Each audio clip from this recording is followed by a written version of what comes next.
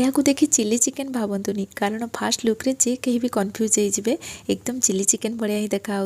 आज आम मिल मेकर कि सोयाबडी रे बहुत ही जबरदस्त रेसिपी गोटे तैयारी करबा पूरा चटपटा होगी तैयारी हम और खावाई ओबियसली बहुत बढ़िया टेस्ट लगे आपण मैंने बनइले जानीपारे आमती भी चिली टाइप जिनस क्या पसंद नहीं कहतु यहाँ आप स्टार्टर रे सर्व करेंगे कि राइस सहित रुटी सहित चाउमिन सहित भी सर्व करेंगे बहुत बढ़िया टेस्ट लगे मिल मेकर ये चटपटा रेसिपी को तैयारी करने ना वीडियो को एंड जाए देखो वीडियो भल लगे लाइक करेंगे शेयर करेंगे चैनल नुआ थे सब्सक्राइब करने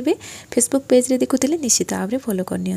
चलतु स्टार्ट करवा आज रेसिपी यही रेसिपी तैयारी करने ये मो कड़ई रे पानी गरम करनी पानी जिते भल भाव में फुटीगला ये आम लुण देदेबा लुण देले ना आम सोयाबीन टा बिल्कुल भी फिका फिका लगेनि से लुण दे सोयाबीन ये गोटे गिना पकईदेली सोयाबीन दुई प्रकार आसे गोटे छोट साइज आसे आ गोटे बड़ साइज तो ये मुझे छोट साइज सोयाबीन यूज करछि याकू आमे हाई फ्लेम रे 2 रु 3 मिनिट फुटै देबा 2 रु 3 मिनिट फुटिला परे ना एटा पूर्व अपेक्षा फुली जिवो आ हमर सोयाबीन टा सॉफ्ट हे जिवो एबे गैस रो फ्लेम बंद कर दबा याकू गोटे स्ट्रेनर रे आमे छाणी दबा तो एठी आमे मिल मेकर को बाहर कर साला परे ना डंका रे ही ताकू प्रेस करी करी तार जो एक्सेस पानी टा आमे बाहर करबा ताकू अधिक चिपुड़ी के पूरा सुखिला करिवेनी हल्का जेमती सेथिरे मॉइस्चर रहइबो तो डंका रे जेमती एमती हल्का जदी आपण प्रेस कर देबे ना इतरो अधिक भी पानी जीवनी हल्का जो पानीटा आमर थाए सेटा बाहरी जीव एक्सेस चिपुड़ेनि यह आम कि समय ठंडा हाँपाई छाड़देबा तो मुझे फैन तले 3 रु 4 मिनिट रखी जमी हाथ में यहाँ आम धरीपर बस से जाए आम ठंडा करवा एवं सोयाबीन को आम गोटे जगह को बाहर करनबा हाथ में यहाँ आम खंडिया खंडिया करनबा तो सोयाबीन टा बहुत बढ़िया से सॉफ्ट हो जाए हाथ में कले भी यहाँ मिसी जाए किंतु ये प्रोसेसटा टिके टाइम लगे जदि एमती आपड़ करने चाहूना ग्राइंडर जार रे पल्स मोड रे गोटे 2 सेकेंड ही यहाँ ग्राइंडिंग करेंगे आईटी देखिपे या अधिक आम मिसई ना जस्ट मैंने खंडिया खंडिया ही कर सोयाबीन टा जदि ए टाइप रो खावाई बहुत बढ़िया लगे एबे आम ए अदा रसुण पेस्ट हाफ छोट चामच देदेबा ता सहित हलदी गुंड हाफ छोट चामच मु ऐड कली लंका गुंड देदेबा आपन जति राग पसंद करते से अनुसार लंका गुंड नेबे कि कंचा लंका को ये छेचिकी ऐड करेंगे चिकेन मसला गोटे चामच ऐड कली आपन चिकेन मसला को जमा भी स्किप करेंगे यार टेस्ट और फ्लेवरटा बहुत बढ़िया आसे किंतु चिकेन मसला जदि नथिबो आपन मीट मसलाटा भी इथरे ऐड करेंगे हाफ छोट चामच धनिया गुंड हाफ छोट चामच जीरा गुंड देदेबा एबे आमे सब जिनस को भल भाव में मिक्स करनबा तो ये देखो आमर यहाँ बहुत बढ़िया से मिक्स हो जाइए एबे आम ये अंडा पकेबा एठी मु 2टा अंडा नहीं अंडा पकेला परे आम सब जिनस को भल भाव में मिक्स करनबा आ एठी जो सोयाबीन को आपन को कहली ना प्रथम ग्राइंडर जार रे ताकू ग्राइंडिंग करिवे बोली पल्स मोड रे तो ताकू ग्राइंडिंग करिवे किंतु एका थरे रे अधिक मिल मेकर दे ग्राइंडिंग करिवेनी अधिक देले कोन हबो सेटा एमती खंड खंड हबोनी आपन को अधिक समय ग्राइंडिंग करिया पई पड़िबो अधिक समय ग्राइंडिंग कर देले ना किछिटा पूरा मिसी जिवो सेति पे अल्प अल्प देबे सेटा बहुत बढ़िया से रेडी हे जिवो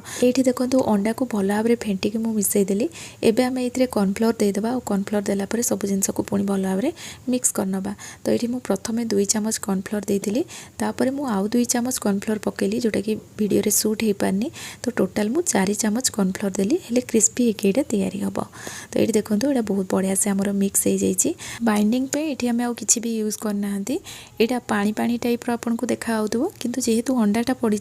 या जिते आम फ्राए करवा किसी असुविधा हेनी बहुत बढ़िया से फ्राए हम तो ये आमर रेडी हो गला एबे चलो तो यहाँ फ्राए करवा से मुझे कड़ई गरम करनी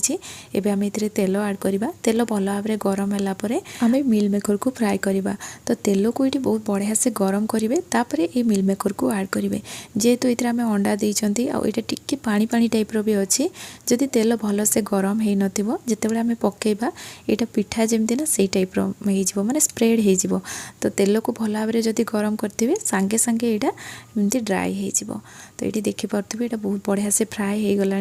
हल्का एमती कलर आसला यहाँ आम बाहर करदे जेहेतु अंडाटा पड़ी बहुत जल्दी यहाँ फ्राए हो अधिक समय बिल्कुल भी लगभग तो ये मुझे गोटे पेज एमती बाहर कलापर अन्य जो मिल मेकर थी ना ताकू मु फ्राए करनेली किंतु प्रथम थर टिके बड़ साइज रे या बनई देती बोली एबे मु पूरा छोट छोट कर तैयारी करछि तो ये छोट छोट बनइले भी यहाँ खायापी बहुत बढ़िया लगे तो गैस रो फ्लेम मुझे मीडियम करदेली कारण तेलटा अधिक गरम हो जाइतिला तो मीडियम फ्लेम रे पूरा क्रिस्पी होबा जाए याको आमे फ्राए करनबा जेहेतु एथिरे अंडा पड़ी यहाँ अधिक डार्क कलर करबा जाए फ्राए करिवेनी अंडाटा अधिक पोड़ीगले तार स्मेलटा भल आसेनी और खाइबापी भी एत भल टेस्ट लगे से एमती हल्का गोल्डन कलर है या आम बाहर करनवा। यही प्रोसेस रे मु सब गुड़ाक एमती फ्राए करके बाहर करनेली। एठी मु कड़ाई रे अल्प तेल नहीं कि फ्राए कली बोली टिके समय लगे। आपड़ जब फ्लैट पैन नहीं जिवे ना एट ए टाइम आप सब गुड़ाक फ्राए करेंगे और बहुत जल्दी रेडी हो। तो ये मु कड़ाई रे जो एक्स्ट्रा तेलटा था बाहर करनेली। अल्प तेल रखिली से अदा रसुण पेस्ट पकेली। एठी मु अदा रसुण को पानी दे ग्राइंडिंग करनी छेचिकी मिसेजी से पूरा ड्राई अच्छी। अदा रसुण को पानी दे जदि पेस्ट करते से मसलाटा ये आड करेंगे। आपड़ अदा रसुण को छोट छोट काटिक आड करेंगे। या गैस फ्लेम लो रखी 1 मिनिट चलैला एमें पियाज पकईदे कैप्सिकम ता सहित कंचा लंका छोट छोट काटिक रखी आड कली आ सबू जिनस को भल भाव में मिक्स करनवा। 1 मिनिट एमती हाई फ्लेम रे चलेबा। पियाज कैप्सिकम को अधिक समय भाजवा दरकार नहीं। यहाँ एमती क्रंची रहिले ही खाइबापी बहुत बढ़िया लगे। एबे आम ए सॉस ऐड करवा। मु गोटे गिनारे सबू सॉस ऐड करके रखीदेली। तो ये मु 3 चामच रेड चिली सॉस 2 चामच टोमाटो केचप 1 चामच सोया सॉस नेली। आठी काश्मीरी रेड चिली पाउडर नेली भल कलर आसापी हाफ छोट चामच ऐड कली और सबू जिनस को आम भल भाव में मिक्स करनवा। 1 मिनिट पाखापाखि सब सॉस को भाजी देलापर ये मु लुण पकईदेली। सॉस रे लुण अंश थाए से आप देखिए लुण पकेबे। अल्प लुण देली ता सहित कॉर्नफ्लोर हाफ चामच मु पानी रे गोड़े रखी ये ऐड करदेली। एक्स्ट्रा आउ अल्प पानी ऐड करी भल भाव में मिक्स करनवा। या आउ 1 मिनिट आम कुक करवा। जेहेतु कॉर्नफ्लोरटा पड़ी ना यहाँ बहलिया हो। तो 1 मिनिट एमती कुक कलापर देखो यहाँ रेडी हो गला।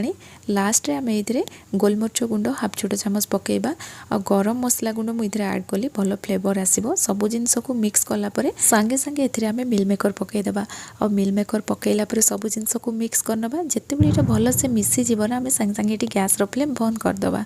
या अधिक समय ये मिक्स करवा दरकार नहीं। अधिक समय मिक्स कले ना ये पूरा नरम होमती भी अंडा पड़ी यहाँ एत क्रिस्पी होकर तैयारी हुए माने हल्का क्रिस्पी रुहे। अधिक समय या जदि आप रखी भी देवे यहाँ पूरा नरम होमती पूरा गर्मा गर्म ही सर्व करूँ। लास्ट में मुझे धनिया पत्र पकई या मिक्स करदेली। ये जदि पियाज संडा कि स्प्रिंग अनियन थी आप ऐड करेंगे। आउ सर्व कला टाइम रे एमती धला राशि टी पकई सर्व करूँ। लुक्सटा बहुत बढ़िया आसे। तो ये देखो गर्मा गरम आमर सोयाबीन चिली रेडी हो गला। आपण मानकु केमती लागिला मते निहाती भाव में कमेंट रे जणेबे। जदि आज रेसिपी आपण मानकु पसंद आस्तिबो ना वीडियो को लाइक करिया पई जमा भी भूलिबेनी। पुणी आसीबी नुआ रेसिपी नहीं कि सेति पर्यंत रहूची। धन्यवाद।